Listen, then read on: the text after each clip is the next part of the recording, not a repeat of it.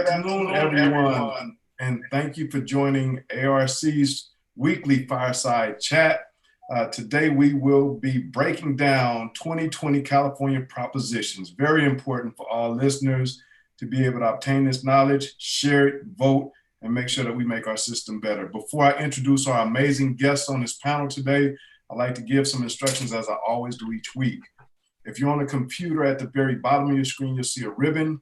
And the ribbon has multiple icons. The icon that says chat, if you want to communicate directly with our panelists or myself, please put your questions or thoughts in the chat. If you have questions, you can also go to the Q&A box. As time permits, we will answer those questions, and we welcome your active participation every step of the way. Without further ado, I'd like to introduce some incredible leaders and human beings in this space. We have April Verrett, President of the Service Employees International Union Local 2015.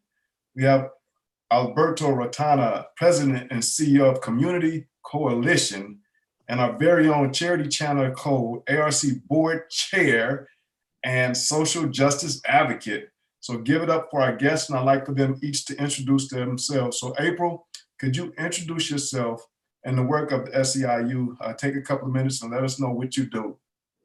Certainly. Thank you, Sam. First, let me say I'm really thrilled to be with you all. I am a huge fan of ARC. When I first got to California about 5 years ago, ARC was one of my first stops as I was getting to learn the landscape here in California. And I found myself saying things that I don't normally talk about our shared struggle, about those of us who have been affected by the injustice in our criminal justice system. My father hung himself in a jail cell when I was 6 years old. And so for me, the work that ARC does cuts extremely close to my heart. And I want to work with you all to make this world a place that is about redemption and love and forgiveness and not punishment and shame. So with that, SEIU represents 400,000 long-term care workers across the state of California. And I get the privilege to lead Team 2015, as I call it, on our path to fighting for justice, not just for long-term care workers, but for those we share community with and those that we work for. So again, really happy to be here today. Thank you so much, April. We greatly appreciate you being here, and we're in this fight together. Till the wheels fall off, as they say. We're going to keep pushing. That part. Alberto, could you introduce yourself and share with us the work of CoCo? Sure. Thanks for having me. My name is Alberto Retana. I have much respect and love and admiration for the Anti-Recidivism Coalition and everything you do, and for bringing those, as Brian Stevenson says, right, most proximate to the center of decision-making and power.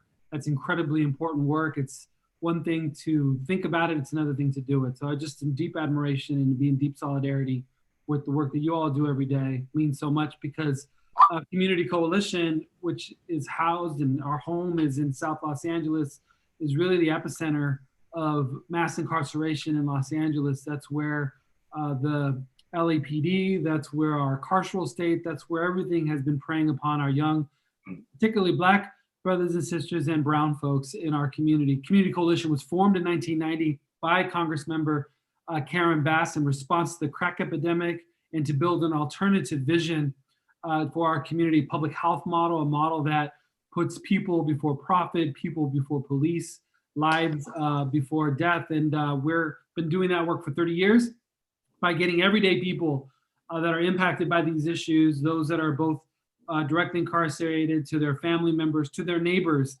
that we're all in this together, and that when we fight together as Black and brown, we can actually change the course of history. And that's what we've seen happening over the last 30 years. We have a big day coming up in November that I look forward to talking about with y'all. So thank you for having us.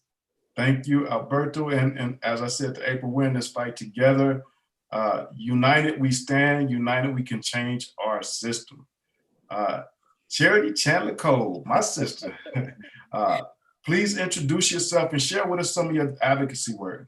Yes, absolutely. Hi, everyone. And I'm first extremely grateful to be with you all today and on a panel with such phenomenal change agents in our communities. My name is Chandler Cole.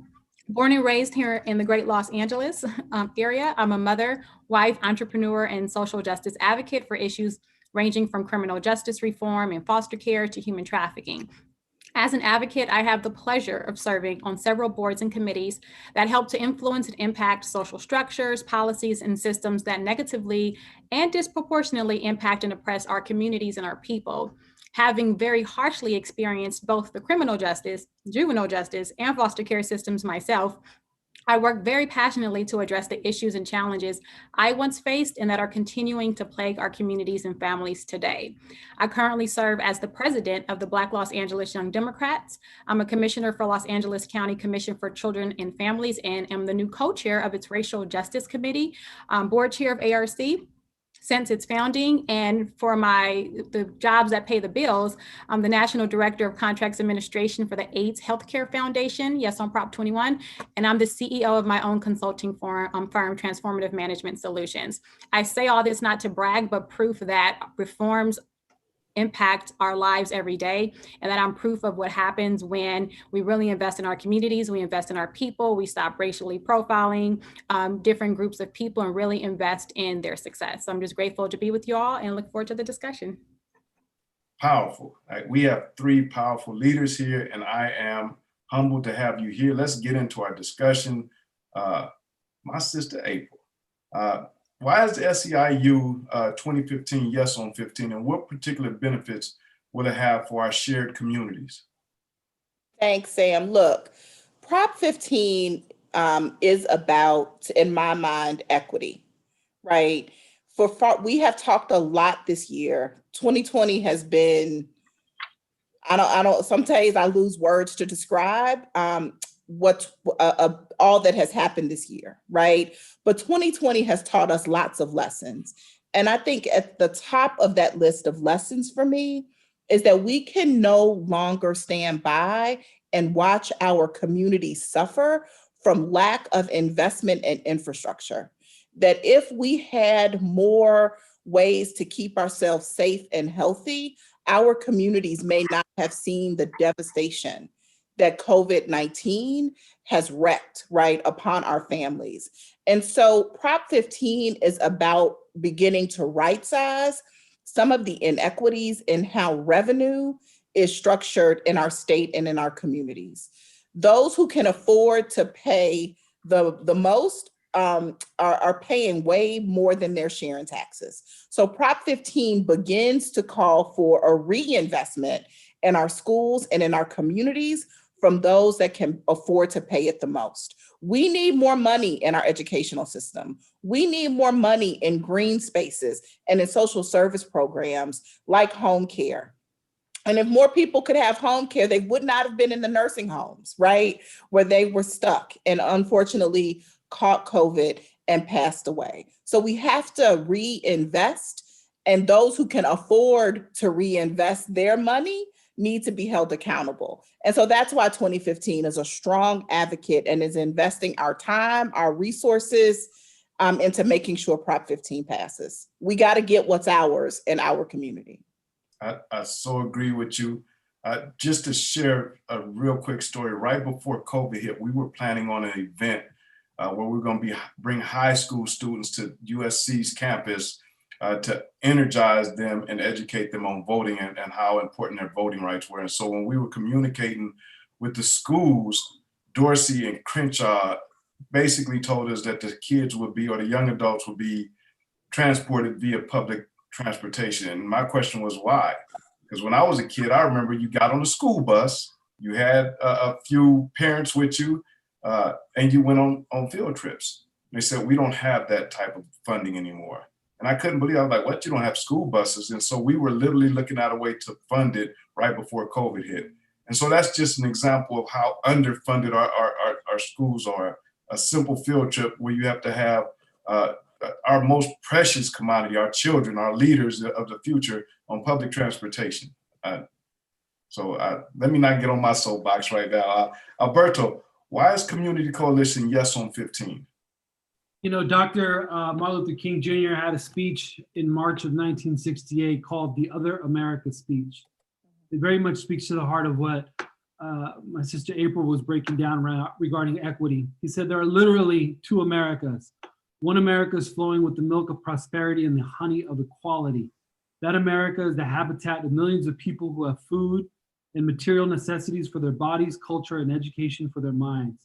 In this other America, thousands, even millions of young people are forced to attend inadequate, substandard, inferior quality-less schools. And year after year, thousands of young people in this other America finish our high schools reading at an 8th and 9th grade level. That's in 68, right? We got people ending with 5th grade, 6th grade levels in 2020. Not because they are dumb, not because they don't have innate intelligence, but because the schools are so inadequate, so overcrowded, so devoid of quality, so segregated, if you will, that the best in these minds can never come out. Here we are in 2020. California ranks 39th among states in K through 12 per student spending. In dollar terms, that means California spends about $17,000 a year to educate a child in LA, while New York spends in excess of $30,000. So what is this about? This is about corporations paying their fair share. They're upset that they're going to have to pay more taxes to help our kids receive the education that they send their kids to at their private schools.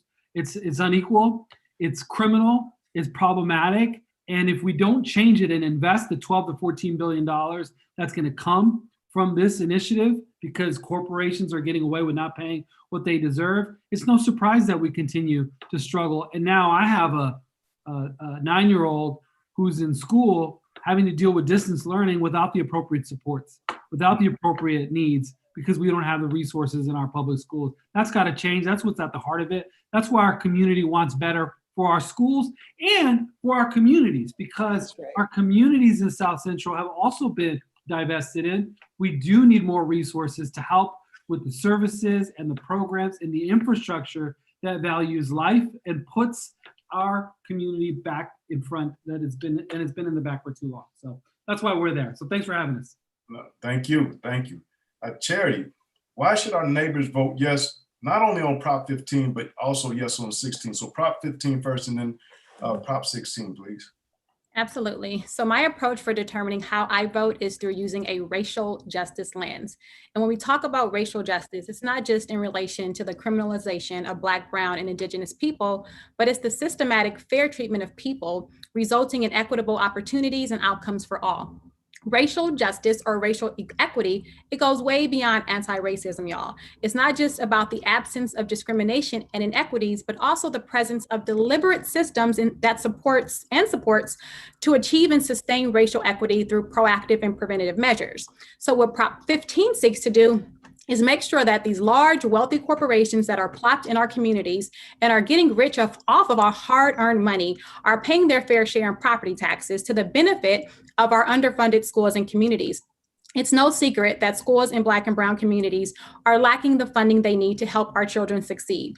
And a lot of this is attributed to the economic wealth gap in communities of color, and in this case, that are tied to property taxes. It's time to rebalance the scale when it comes to prioritizing our underfunded schools and communities. This proposition, despite what people have been hearing in the news and people are saying, it does not apply to homeowners and renters. It does not apply to home-based businesses or small business owners that own less than $3 million of non-residential commercial property. As a small business owner myself and a homeowner, I'm voting yes on 15 because it's very simple. My children deserve a good quality education and to be invested in. So Prop 16, which is one of my favorites, it seeks to repeal Prop 29, which was passed in 1966, which prohibits state and local governments from discriminating against or granting preferential treatment to individuals or groups on the basis of sex, color, etc. In other words, they put a law in place that wanted to continue to do the very thing that we're fighting for, but for white people and white men specifically. And not have to ensure at the very least that they give some of those good jobs and good degrees and good contracts to Black, Brown, and Indigenous people. The reality is racism and implicit bias is real. And it shows up in our job interviews and our college application decisions and in contracting opportunities. As a former financial aid counselor myself at a prestigious private university, I experienced this firsthand. And I saw Black and brown students with higher GPAs and SAT scores applications denied once they met their threshold of less than 1% diversity increase to keep their lie of inclusion. And white students with lower scores continue to be admitted. Additionally, and here's the insult to injury, the 1% that were admitted received terrible financial aid packages. So while they were admitted, the majority of them did not attend because they could not afford to.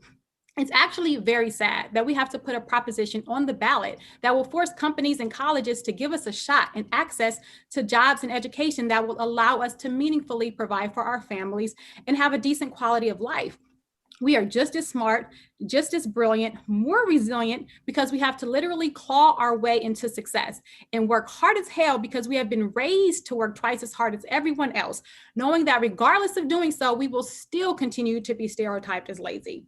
So it's a yes on Prop 16 for me because racism is real.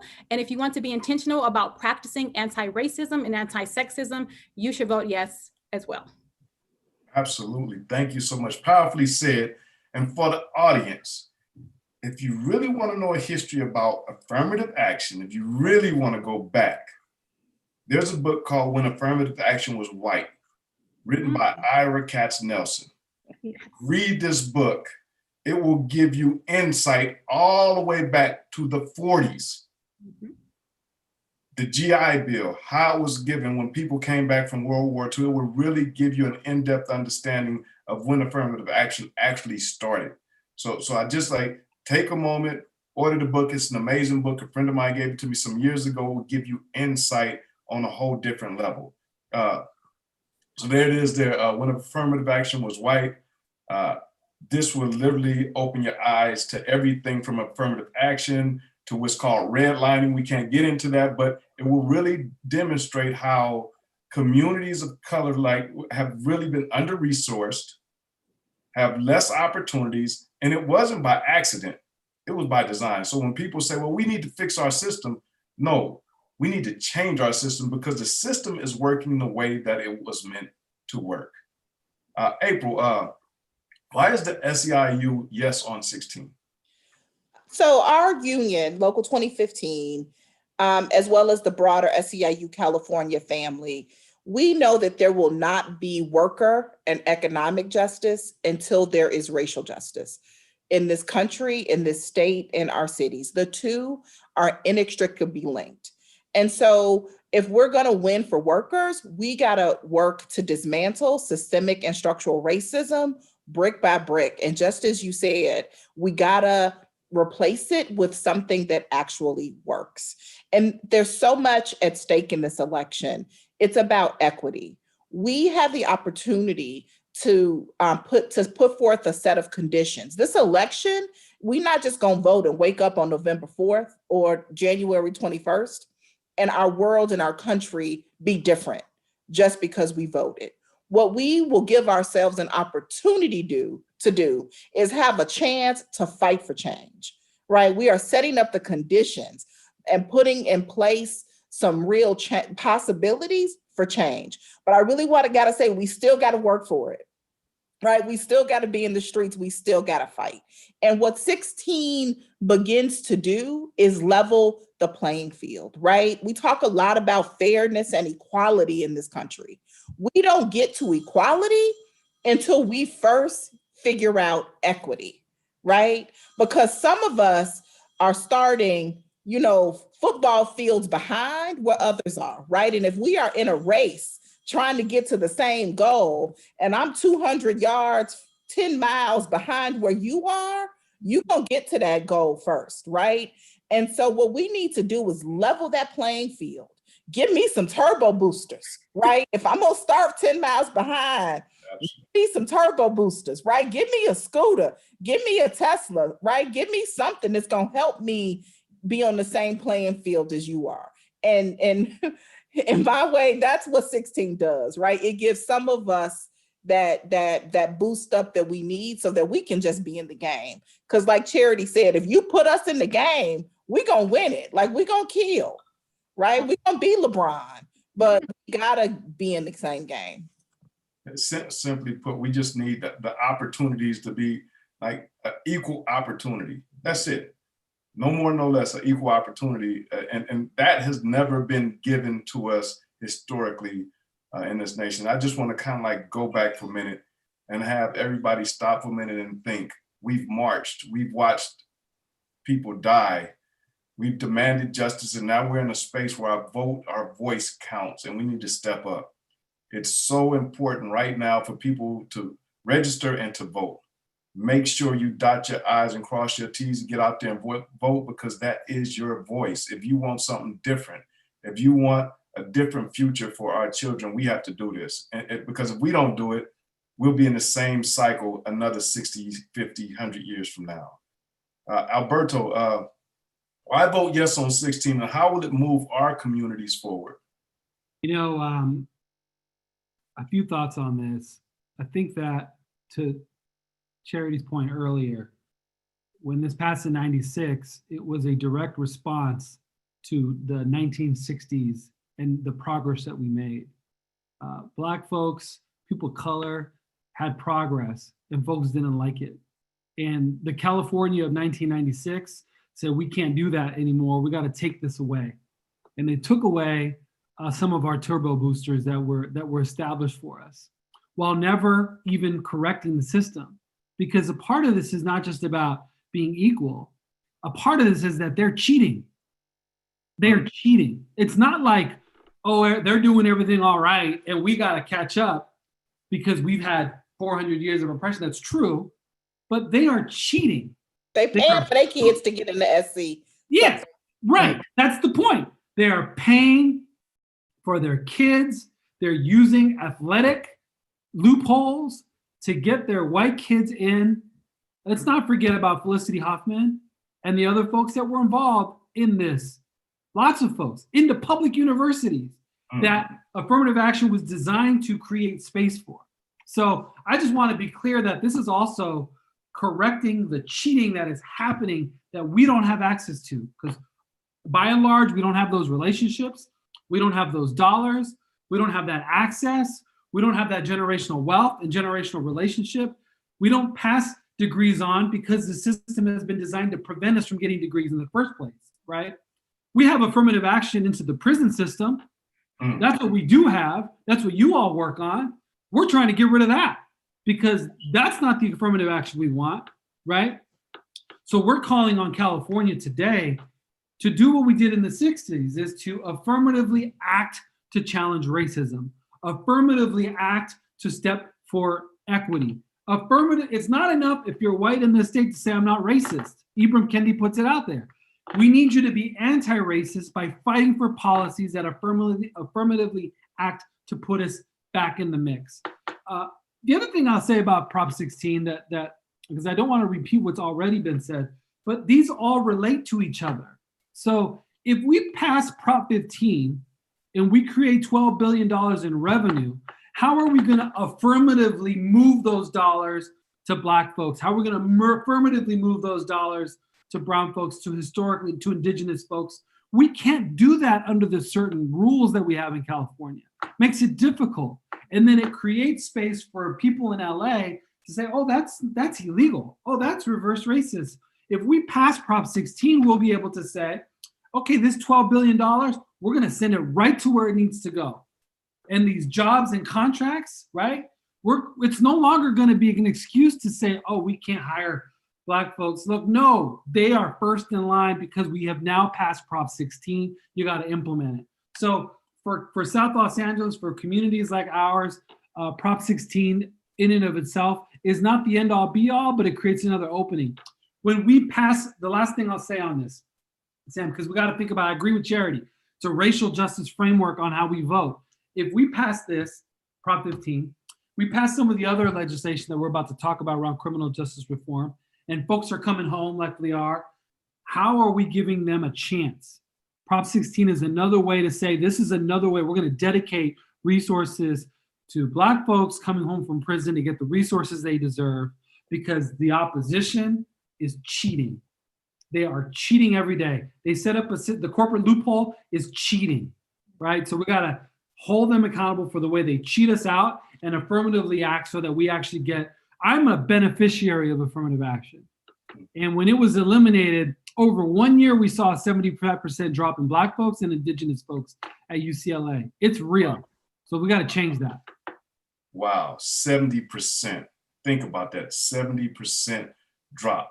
And that's the education piece, because the other piece I know about is the contracts piece that April touched on, right? Being able to get city and county and state contracts, like the percentages that they're reflected, a huge drop in minority-owned businesses, Black and brown businesses that just don't get those contracts because the good old boy network came back in. And that's a reality. And so when you have people who have the ability to execute these contracts and do it not just good, but exceptionally well, but they're excluded because of the color of their skin, that's just unacceptable. And not only is it unacceptable, it hurts our communities and our state, our city, our county as a whole, because this is money that's going back into the community that creates those resources and those opportunities for our children. So to exclude people, it only hurts us. Charity, as Alberto mentioned, we're going to talk a little bit about some criminal justice reform, some of the propositions on criminal justice reform. And number one right now, or probably number one right now, is Prop 17. Could you share with us what it is and how does it move us towards a more inclusive democracy? Absolutely. So Prop 17 is a ballot measure giving people, human beings, y'all, who have committed felonies the right to vote once they complete their prison sentence. This is not only a criminal justice reform issue, but also a racial justice issue, because persistent and systematic racial inequalities in our criminal justice system, because of them, Black and brown people are more likely than others to be convicted of crimes and therefore lose their voting rights. What a coincidence, right, y'all? So 3 out of 4 men leaving California prisons are either Black, Latino, or Asian American. This means that California's constitution disproportionately locks Black and brown people up and thereby locking them out of the voting booth. Passing Prop 17 will combat voter suppression among our over-policed Black and brown communities. And keep in mind that these are people who will be holding jobs and paying taxes. And if they are denied the opportunity to fully participate in society, which includes voting, this taxation without representation. And they will not only not have a stake in decisions that will also affect their lives, because we're not just voting about criminal justice reform. Housing is on the ballot. Our lives are literally on the ballot this year. Investing in our schools and communities is on the ballot. Affirmative action, like we just talked about, is on the ballot. And so many issues are on the ballot that directly affect the same people who would essentially benefit from them passing or suffer depending on the initiative. And we're saying that they can't have a say in their fate, in the fate of their children and families and communities. Unfortunately, we live in a system where people that have committed crimes are convicted of committing a crime. They serve their time beyond their sentence, and their conviction is a big red X that follows them wherever they go, preventing them from voting, from obtaining decent housing and employment, reunification with their children, and successfully re-entering society. And that's just wrong. But we can remedy that today by saying yes on 17. We hear so much rhetoric around our vote doesn't count and it doesn't matter, and why vote and why does it matter? Clearly it matters to a lot of people that want to oppress our vote, because they know our vote is our power. And if they give people that are impacted by the policies and laws the power to say, hell no, stop it, this isn't going to work, they're afraid of that because it hinders them ultimately, and it restores our communities. So voting doesn't matter, like everyone says. Why can't everybody vote? Why suppress our vote? So it's important that the people that are most impacted by our legislation and these raggedy ass laws are able to vote. So yes on 17. Thank you, Charity. I'd like to add from a personal perspective too. So I came home and was on parole for 5 years and couldn't vote. After being home 2 years, I bought a home with my wife, property taxes, state taxes, employment taxes. I paid taxes everywhere, but I couldn't vote. And I came home the year that President Obama was being elected for the second term, and I couldn't vote. And I remember sitting around with my family and just feeling like left out, like, wow. And something that to me was so historic. But not only that, looking at all of the things that are on the ballot that affect our everyday lives. I had no participate. For 5 years, I paid taxes. I was kind of wondering, maybe I should ask if I could get my taxes back for those 5 years since I couldn't vote. But it's real. And not only that, here's the other thing. That's 50,000 people who've been stripped of a right that they should have never lost. And when I say should have never lost in the first place, in places like Norway, when you go to prison, you still vote. You never lose that right. What you lose is your freedom. And when you lose your freedom, you don't lose your right to go to school. You don't lose your right to vote. You're still connected to your community. This is when we consider ourselves the free world, and California supposedly being one of the most progressive states. This is something that we should have been out in front of a long time ago. So yes, on Prop 17. So this is a question. This next question is for each of you. I'd like to go to April 1st. This is Prop 20.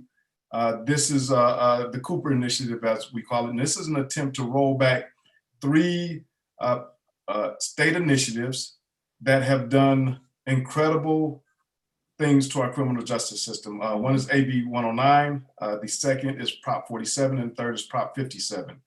These initiatives, these statewide initiatives, have helped in decreasing our prison population, which at the height of mass incarceration in California was 178,000 people in custody.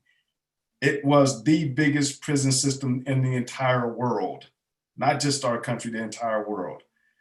For the first time in 30 years, California is under 100,000 people being incarcerated. From 2009 to 2019, across the board, there's not been an increase in any type of crimes. And these were the years when our prison system was decreasing. So now here we are at Prop 20, which wants to roll back those reforms. For whatever reason, I can't imagine what the reasons will be. If crime is down, why do we need more prisons? Like, it kind of seems like backwards thinking. No. But so April, why no on Prop 20? Look, I believe that this goes again to the heart of who we are. What values do we hold as a community? Like, do we care about locking people up and being done with them, right? And just about punishment?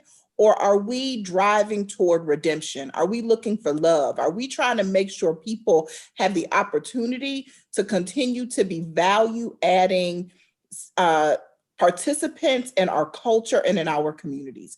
And we are making progress, right? We are seeing people be able to be released, to not go to jail, right? But to be rehabilitated, right? To stand a chance to be able to have a good job, to have a family, to contribute. When I might add, some of the crimes that they're trying to roll back, right? Some of these are petty thefts, petty crimes that, in my opinion, are about being poor, right? They are crimes of poverty. We're not talking about violent offenses, right? We are talking about people who make a mistake, but they should not have to, because they make a mistake, be sentenced and locked up, which, by the way, costs California tens of millions of dollars a year.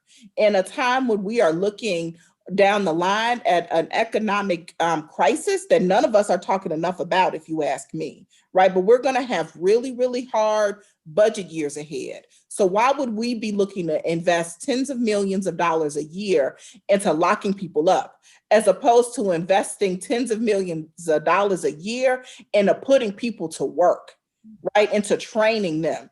I think the best way you want to keep somebody out of jail, give them a job. Give them some skills. You teach somebody how to fish, they will fish for a lifetime. We need to continue down the path that we have been on of redemption, of reforming our criminal justice system so that we can have better outcomes. That is about, again, redemption and love and rehabilitation. We can all be folks who contribute to our society. Let's not lock people away. Let's not take them away from us. So let's not move progress back, right? Let's continue to push forward. Absolutely, absolutely. Preach it. Alberto, why no on Prop 20? Wow, well, I think that April's point in the values that drive our community and our society and what we want to see for our children and our children's children, that sort of freedom dream that we've been carrying for hundreds of years, that we still advance, is the absolute right reason to be in on this. So that's the right reason. That should be our leading reason. We should lead with love and redemption and opportunity. That's the core of it. What I'm going to present is not so loving. It's the right thing. It's going to be less of that. It might be a little hyperbole, but I believe it's true. And that is that the reason that we must do this is because it's a direct attack on Black and brown folks. That's why. It is a direct attack on our people. Going after overturning 4755, AB 109, they're overturning it for the same reason that they overturned 209. Anytime we show a little bit of progress as Black and brown folks, they rip that rug away from us and send us back. It's almost like a check to us, like, no. You're showing too much progress. You're getting a little too much freedom. You're getting a little too safe.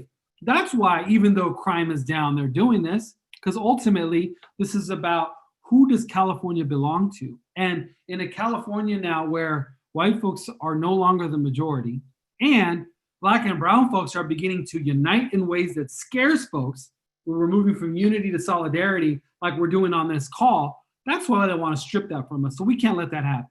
We can't let that happen. And we can't let law enforcement continue to use its dollars to scare people into thinking that they can stop us. No, they're not going to trick us this time. They're not going to get us. We're gonna fight back. And if we win, when we win, more importantly, on this issue and defend what we've already won, that's most important, because it's going to send a message that you are no longer in a position to roll back our progress. The power that we have in 2020 is so much different than the power that we had in 1965. You can't roll back. You can't roll us back anymore. We're only going to go forward. Only forward. Only forward. Thank you. Charity, to you. Why no Prop 20? I see you. That's right. Let me break this down for y'all. Prop 20 wants to return California to the height of the tough on crime era, which, to Alberto's point, leads more in Black and brown indigenous people to be caged. Okay. And I get 100% why Prop 20 is on the ballot. There is a lot of money to be made off of our oppression. Mass incarceration is modern day slavery. Slavery equals free or cheap labor, and the intentional deterioration of Black and brown families, which means if more people get incarcerated in felonies in response to certain offenses committed, in most cases out of a need to survive and for being poor, and because the systemic and institutional racism we're put in situations where we have to continuously compete for survival because they're consistently denied the opportunity to compete in the real world, or we're given the boots without the straps to pull ourselves up by. This gives our government and special interest cause and justification to lobby for funding for the children that will now end up in foster care, the private and for-profit contractors that want to come in and run our prisons and create systems and processes that will continue to perpetuate our oppression. It's a very lucrative business for the people that seek to profit off of it. And what Prop 47 and 57 did was have the audacity to fight for the liberation and restoration of our communities and ensure healthy and positive outcomes for them once home so that they can be successful participants of society. There is no money to be made there for our oppressors. Our being successful, our health, our restoration is a direct threat to their wallets and their need to feel and be superior to the rest of us. So I don't say vote no on Prop 20. I say vote hell no on Prop 20 because our families and communities deserve better. Absolutely. I echo that. Nick, could you bring that graphic up, that last graphic you just had on the screen? I want to share with our audience just a quick look at, could you roll it up just a little bit? Look at the cuts. Go back up, Nick. It shows the cuts. So if our audience takes a moment to look at the cuts, rehabilitation in prison for people getting out. So first of all, you're talking about cutting back the tool or the keys for people to change themselves. Rehabilitation, it works. I went through rehabilitation. I've been home almost 10 years and I'm not unique. There are thousands like me that are home, giving back to the community, working, being great moms, dads, sisters, brothers.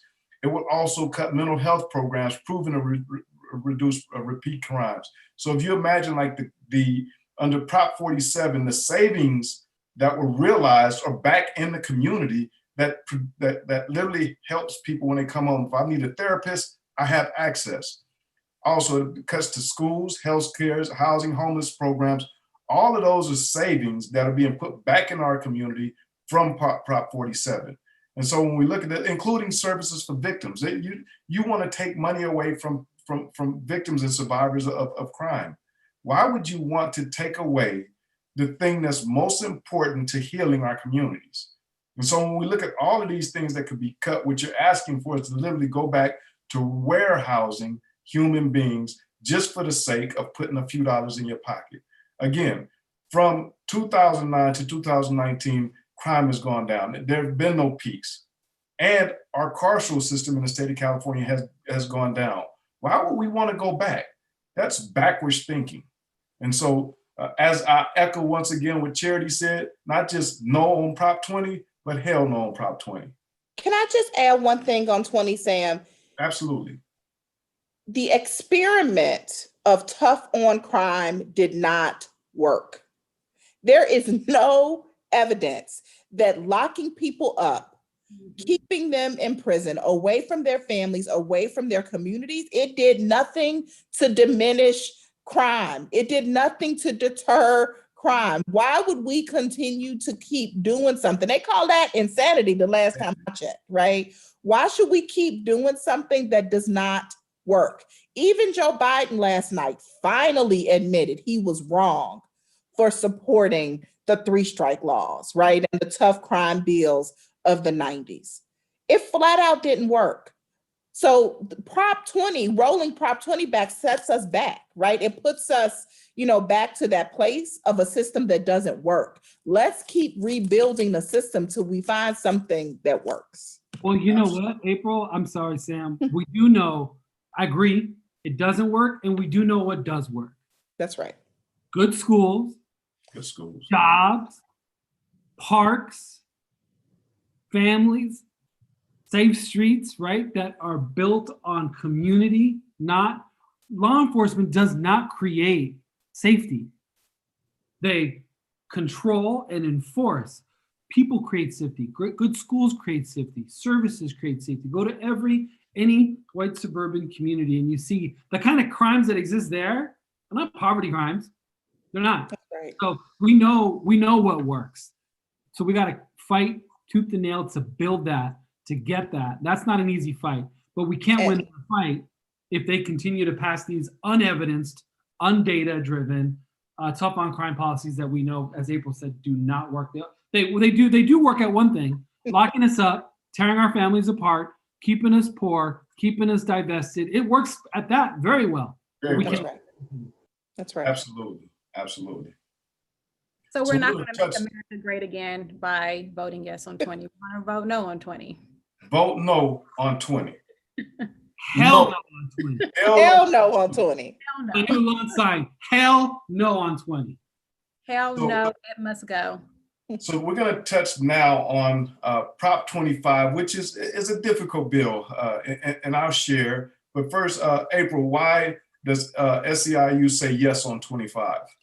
Look, we are a yes on 25 because, again, being poor should not be a crime. And not having money to make bail should not mean someone has to continue to sit in jail, right? Waiting for trial. The rich folk don't have to do it. And is 25 perfect? No, right? I can say that. We're having a family conversation, but we are making progress. 25 is step A, right? And going back to a money bail system, again, doesn't work. It doesn't help anybody. Let's end money bail for once and for all and work together to create a better system. But we can't continue to have a wealthy money bail industry that is willing to send tens of millions of dollars for its own survival, that is holding our communities and our families hostage. We need to end this system that just makes it a crime of being poor. Criminalizes poor people. I know, Alberto, you and I have had discussions. It's been difficult in this space to some extent. And so we acknowledge that Prop 25 and SB 20 are not perfect solutions right now. But why should voters still vote on 25? Look, our official position is yes on 25. But let me talk about what's in my opinion, the most important part of this is not November 3rd, it's November 4th. It's what happens immediately afterwards. Because what the skeptics of 25 are saying is not wrong. It's absolutely right. The algorithms, the assessments that are in place are racist and problematic. And what the opposition is banking on, that the people that we're lined up with, that we're kind of cozying up to that are problematic, what they're banking on is that on November 4th, we go home and go to sleep and we're all good. And then they can go ahead and do their machinations and build out a system that keeps us behind bars. Except they won't use money, they'll use something else. So we can't let that happen. The most important thing to do once this election is over and 25 gets through is to put the pressure on the legislature to complete the job. It's rare that that we ever overhaul a whole system with one piece of legislation. It's rare. I don't know that it's ever happened, actually. It takes multiple bills, multiple pieces of legislation, multiple types of comprehensive change, and that requires a mass movement and mass pressure. So what we need to do on November 4th is show up and keep the pressure on these legislators, not let them take their foot off the pedal. As April said, this is step A. So what does B, C, D look like?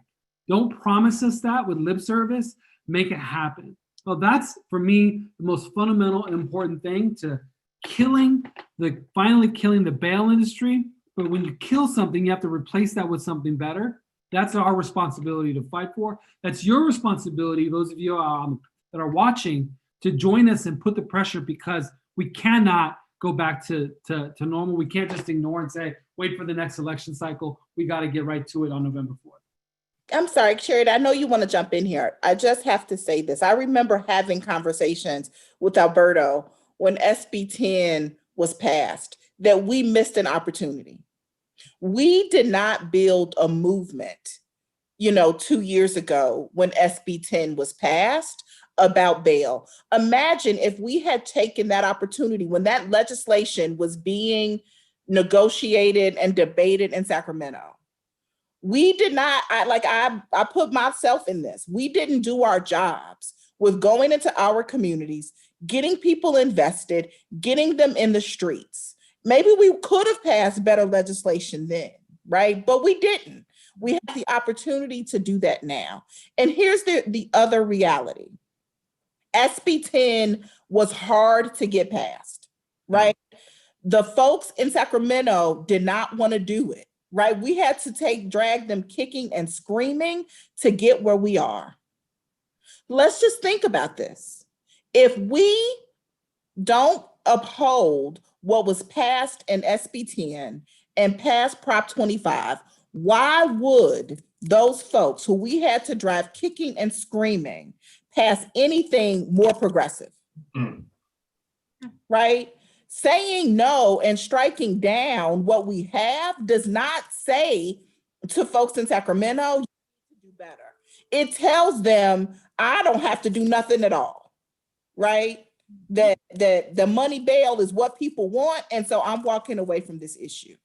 Like, we will shoot ourselves in both feet and cut off both of our hands on this issue if we allow the progress that we have made to be rolled back. Absolutely. Charity, would you like to weigh in? Yeah, I wasn't slated to speak on this topic, but I couldn't help but while Alberto was speaking, I don't know if you guys noticed, I kind of dazed off a bit. Not because you were boring, it was very true, but it made me I was thinking of my brother who had just started this really amazing job. He was so excited to finally gain employment after just going through a series of not being able to get work. And he was outside on his break. And there was a domestic violence issue happening in front of, I think it was a shoe warehouse. He worked at some shoe place. And there's a domestic violence issue happening in front of his job where a man was attacking a female. And he went and protected the female and ended up getting into a little tussle with the guy to protect her. And the cops came, and because he was the big black guy, they arrested him. His job saw what happened. No one intervened to, let the cops know that he was literally there, helping this woman. He got arrested. He was put in jail. And because we didn't have the bail money at the time to bail him out, he lost his job. He lost his car that was parked on the street. He lost everything that he was just months ago so excited to finally get and to finally have restored. And I remember sneaking my phone into the jail, and I was talking to him through the glass, and I took a picture of him, and I have it to this day. I'm gonna go look for it. And I just remember how defeated he felt as a result of that, and how hard it was for him to mentally pick himself up after losing everything, having to go to court and having something on his record for something he did not do. Something he did not do. He was there protecting. He was protecting and serving, what our law enforcement doesn't refuse to do.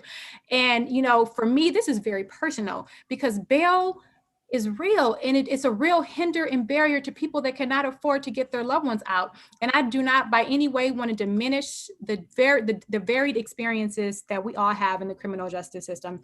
There are some of us who are afraid of this algorithm and this assessment, and rightfully so, because it probably is racist as hell. I haven't seen it, but I could imagine that it is.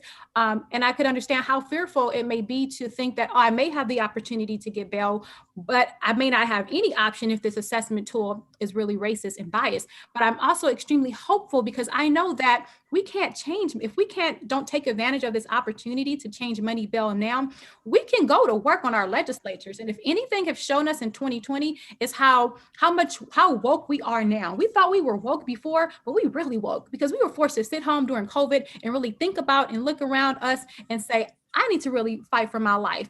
There are forces out there that want to fight against me, and people are organizing in ways we've never seen before. And to Alberto's point, it's going to be on all of us after November 3rd, on November 4th, not just the community organizations, not just our legislators, but our community members as well, to be civically engaged, to be woke, and demand that they do their job. I'm afraid of racist algorithms. I'm afraid of trifling ass legislators that won't do their jobs, but we have to hold them accountable and make them do their work. I am pledging that I will not rest until I see our legislators doing what they have to make sure these tools are not biased and they're not racist, and that our people are not suffering as a result of it. You could hold me personally accountable to be on folks' head, because it's important that they do their job. It's not just during election season, y'all. This is not something that we could expect to be undone by checking yes on a box. We have to hold each other and ourselves accountable to our democracy, our shared burden of fighting for our communities. And if we don't do that, then yeah, we're going to replace one system with the worst one if we don't do anything. But if we do something, we have the opportunity to replace a system entirely that oppresses Black, brown, and Indigenous people. Because I'm tired of putting grandma's house up for bail. I'm tired of everything because in lining the pockets of unions. And I have a bail bondsman on my corner. She has 20,000 signs for no one 25 around her business. What does that tell me? We are threatening their business. They profit off of us, and that has to stop today. Well, I agree with everything that's been a lot of what's been said. I just want to just note a couple thoughts. One, there's a lot of folks, certainly in Community Coalition, we're very split on this. We took an official position, we're very split. And we're very split because folks do have very real concerns about the system. And without an intervention, I would venture to say, not that it can, it will get worse. So we have to do the intervention. Have compassion for those. Some of us are wondering, why are folks lining up with the bail folks? Have compassion, because they've seen the system turn on us. They've seen how this politicians don't follow through. We've seen it. So have compassion for those folks. We're all in this together. We may not be completely aligned on this in particular moment, but there's very real reason, because the machinations of Sacramento always tends to cut us out and always tends to not benefit us. That's why we got to show up on November 4th to put the pressure and apply the pressure and make sure that risk assessment, which is racist, that we've seen it have negative impacts. So I think I don't know if someone had commented about these algorithms. We absolutely have to address the algorithms. We absolutely have to address the judges. We absolutely have to address the probation. And in LA, at least in LA and not in Kern County, we actually can have an impact on that because of the work we're doing in LA. So there's just a lot of work to be done. Sometimes it feels like we take 2 steps backwards to take 1 step forward, but we got to keep pushing, building the power. We got to kill this bail industry, and we got to kill all of the other racist tools that compromise due process, that compromise liberty, that compromise freedom, so that, Sam, the work that y'all are doing at ARC comes to fruition. That's what we're all here to do. We're all here to support that. Look, I totally agree with you, Alberto. And no matter what happens, I am committed to, on November 4th, being there to stay in the conversation about how do we get to a better place. Look, it is hard when we are not all on the same side. And I use the royal we here, right? When family, or at least, cousins, or at least neighbors, right, are on a different side of an issue. But I am not gonna let that deter my commitment to be in relationship and stay connected, right, with those that I believe we share value with and share a common vision, right? But at the end of the day, I am close to the work in Sacramento. And what I know is, if you have a moneyed interest like the bail industry that is willing to spend millions of dollars a session on the best lobbyists with all of the relationships, we do not stand a chance. We have to get that huge 800-pound gorilla out of the equation, or none of what you are talking about, Alberto, is possible. Okay, so I'd like to end this, but first, just I want to really give our audience a bit more to think about. So first and foremost, there are 58 counties in the state of California. Did you know that 49 of them already use an algorithm or risk assessment to determine your bail? They already use it. It's there already. They've been using it. Have you looked at our bail schedules? I posted online a couple of days ago our bail schedules. So the judges say, well, let me see. Based on you have a previous commitment, you live here, this, et cetera, et cetera, et cetera. Your bail is 10,000, 50,000, 100,000, whatever it is. The judge makes that decision. The other thing that the bail schedule says is that this decision lies with the judge. He has sole discretion. Right now, that's what's happening right now today. The other thing about judges, because I saw in the chat that we weren't answering the things that people are worried about. Will people be able to get out on the risk assessment? The risk assessment is already in place. The only difference is the judge gets to determine how much money they take out your pocket to get out of jail. That's the difference. You remove that, you're still going to have the risk assessment. It's already there in 49 out of 58 counties. The difference also in terms of the algorithm or risk assessment is right now we have no oversight.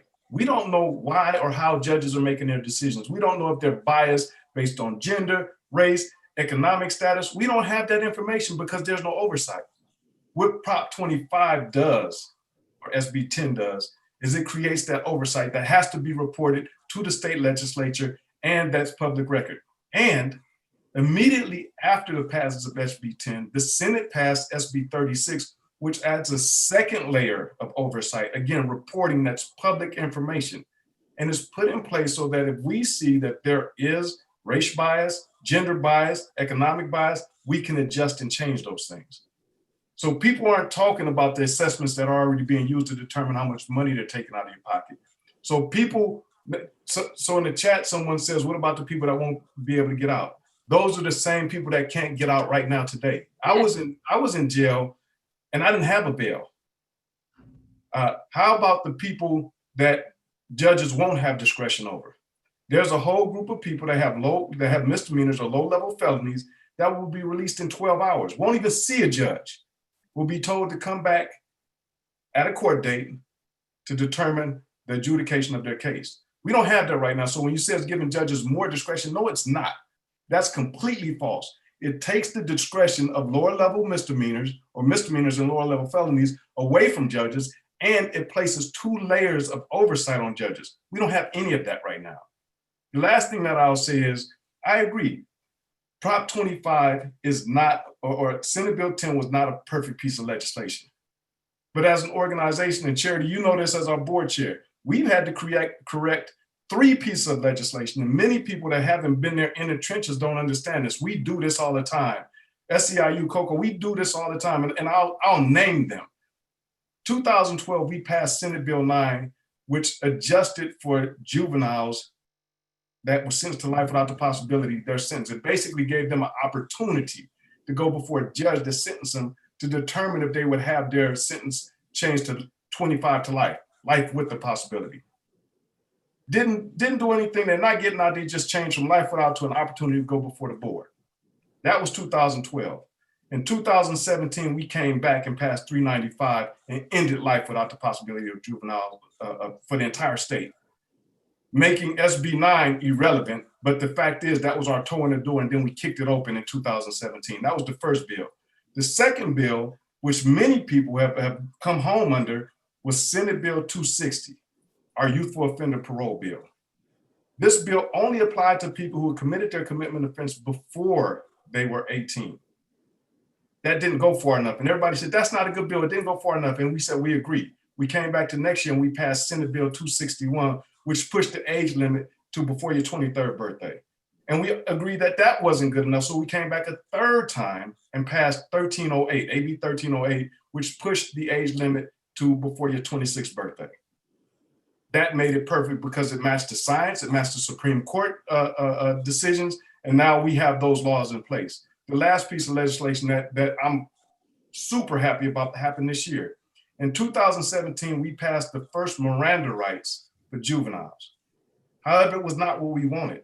It was only for juveniles that were under the age of 16, and it had a twilight, meaning that it would end in 2024. But it was what we could get at the time. And again, our toe was in the door.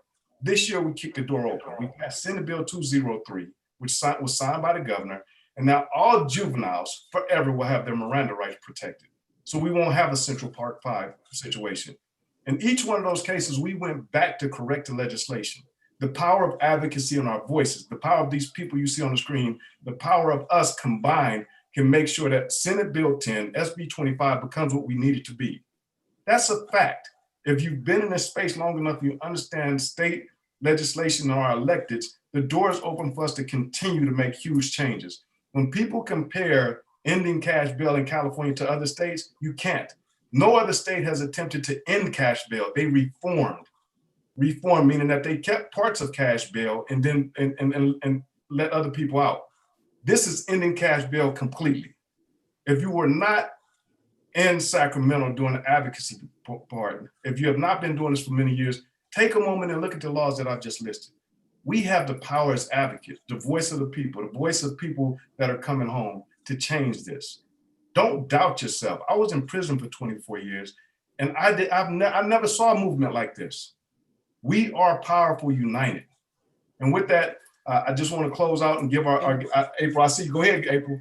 The last thing I want to say about 25, Sam, is that because this is basically putting SB 10 on the ballot, if it is overturned and Prop 25 does not pass, we will have to go back to the ballot to do anything moving forward with cash bail. We will not be able to pass another piece of legislation in Sacramento. So it's something else that is important to remember. So the process that you just talked about with getting a toehold in the door with legislation and making it better year over year, that won't be an option for us. We will have to go back to the ballot. Sam, I got one last thing too. It's not 25, it's something else. Measure J, if you're in LA, if you're in LA County, please vote for Measure J. What it does is it sets aside 10% of LA County's discretionary funds out of the carceral state and into prevention, into mental health, into jobs, into the things we know we talked about works to that redefine safety. If the supervisors were willing to do it themselves, that would be better, but they haven't been willing to. So we got to go to the people, and we know the people are with us on this. So Measure J, talk to your family, talk to your neighbors, talk to your friends, vote yes on Measure J. It's a game changer. 10%, it's $1 billion a year that would go to support prevention, to support the programs that are lacking, because we can't just keep fighting for reforms and not reinvest. It's not going to be enough to change the system and not put the money behind that system to support our people. That's what Measure J does. Measure J, measure yes, as we say in Spanish, measure yes on J, okay? Yes. Yes on 25. Yes on Measure J. No on 20. Yes on 17. And follow the money. Why are all of these folks investing? Big real estate developers are investing millions of dollars for you to vote no on 15. Why? Why? Right? Follow Yes. the money. Yes on 15 and 16. So ask yourself those questions. Charity, before we close it. I just want to end with telling people to just vote, damn it. Vote because they said that we can't. Vote because they don't want us to. And keep that same energy you have right now after November 3rd, because I don't want to hear nothing from no one who has all this energy right now that I've been seeing for the past weeks on all the different measures, good energy, some negative energy, some undecided energy. Keep that same energy, because we need you. We need the community. We need the people whose lives are at stake and at risk to continue this fight. You can't just do it when it's cute and sexy and people are watching. You have to do it all the time. You have to eat it, breathe it, sleep it. And like we mentioned earlier, we are a community that once we get to work, we get to work. And our legislators, our government, they're going to listen to the people who are showing up to these meetings, whose voices are the loudest. And our voices haven't been the loudest. That's why we haven't been getting what we needed to get. So now let's show up and let's make them listen. Let's make them hear us and let's make them do their jobs. But that starts with voting. So please go and vote. Encourage your family to vote, because if we don't vote, all this is for nothing. All this discussion, everything we're talking about, it means nothing if we don't go out and vote. We get nothing. And with that, Charity, I give you the closing thoughts. 1 minute closing thoughts for our audience before we close out. Oh, that was my closing thoughts. Okay. Yes, echoing Charity, vote, vote, vote. But I would also say, let our hope and not our fear guide us in this election. Yes. Right? People are telling us what we should be afraid of. We should be afraid of losing our small business because of Prop 15, as opposed to let's be hopeful for what our children can look forward to if we invest more in their schools and in our communities. They're telling us to be afraid, right, about all these violent folks, these criminals, if we don't pass Prop 20. Let's be hopeful about being a community that holds up love and redemption, right? Let's not be fearful, right? Let us be a hopeful community and let us vote with hope for what we can do together to make transformation really possible. Alberto. I agree. Sometimes we don't hope out of fear of disappointment, but we don't have the luxury of disappointment.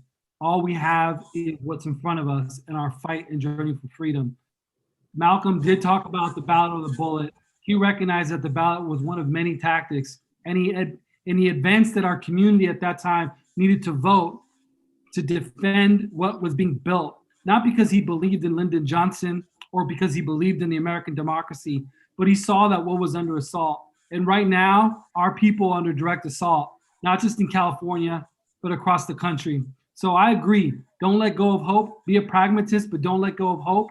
We need to have people believe in it and understand, even if you don't believe in the democratic system that exists, it is a tool, a tactic in a larger toolbox of organizing that we have to take to place. The marching, the protest, the direct action, the arrest, the lobbying, the voting, all of it. We got to get down. And together we will win. Together we always win. Together we will win. So let's push, let's push, let's push.